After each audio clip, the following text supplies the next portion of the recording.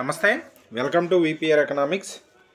Andhra Pradesh socio economic సర్వేల నుంచి agriculture and allied activity అనేటువంటి అంశాన్ని డిస్కస్ చేస్తూ ఉన్నాం. ఈ వీడియోలో మనం పెస్టిసైడ్స్ అనేటువంటి రసాయన ఎరువులు అనేవి రైతులు వ్యవసాయం చేసేటప్పుడు రసాయన ఎరువులను ఏ విధంగా ఉపయోగిస్తున్నారో, అవి పెరిగిందా తగ్గిందా, తగ్గితే తగ్గడానికి ఏ రీజన్స్ ఏంటి, పెరిగితే పెరగడానికి రీజన్స్ ఏంటి అనేటువంటి అంశాన్ని ఈ వీడియోలో చూస్తాం.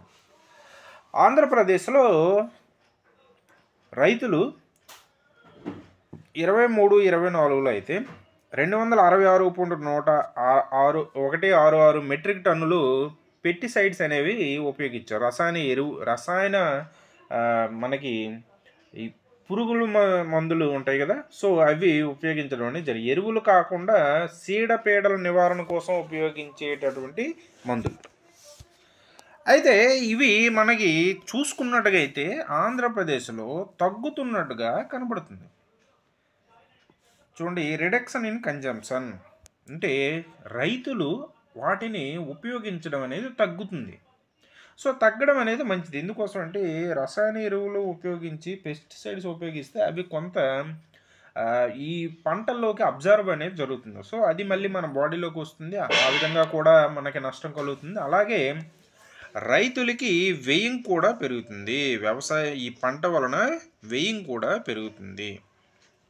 ఆ విధంగా చూస్తే డిక్లైన్ అనేది కనబడుతుంది. సో 2014-15లో అయితే 2650 మెట్రిక్ టన్నులు అనేవి రైతులు ఈ పెస్టిసైడ్స్ అనేవి ఉపయోగిస్తే 23-24కు వచ్చేటప్పటికి 1990 మెట్రిక్ టన్నులకు తగ్గింది. సో ఏ విధంగా చూసుకున్నా ఆంధ్రప్రదేశ్ రైతులు ఉపయోగించేటటువంటి ఈ పెస్టిసైడ్స్ అనేవి తగ్గుతున్నాయి. దీనికి కారణం ఏంటంటే రైతుల్లో అవగాహన తీసుకురావడం, అలాగే వారు ఏ పద్ధతులు మంచి విత్తనాలను ఉపయోగించడం, మైక్రో న్యూట్రియంట్స్ని ఉపయోగించడం, ఫెర్టిలైజర్స్ని తక్కువగా ఎంత మొత్తంలో అవసరమో అంత మొత్తంలోనే ఉపయోగించడం, ఇటువంటి పద్ధతులన్నీ కూడా పాటిస్తూ ఉన్నారు.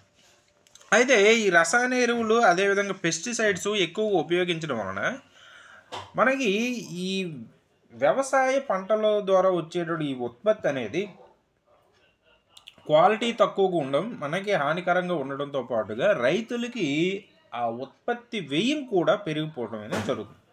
సో దానికోసమని మనం రైతులకి గుడ్ ప్రాక్టీసెస్, మంచి పద్ధతుల్లో వ్యవసాయం చేసే విధంగా ప్రోత్సాహం చేయడం అనేది ఆంధ్రప్రదేశ్ ప్రభుత్వం తీసుకున్నటువంటి ఒక చర్యగా మనం చెప్పడం అనేది జరుగుతుంది. సో దానిలో భాగంగా ప్రభుత్వం అనేది సూటబుల్ క్రాప్స్ అనేవి పండించాలి. రైతులు ఆ నేలకి ఏ పంటలైతే పండుతాయో ఆ నేల యొక్క సారాన్ని బట్టి పంటలను వేయడం అనేది జరుగుతుంది. అలాగే రైతు అనేవాడు పంట పండించడానికి ముందు కొద్దిగా ఎక్కువగా దున్నాలి నేలని.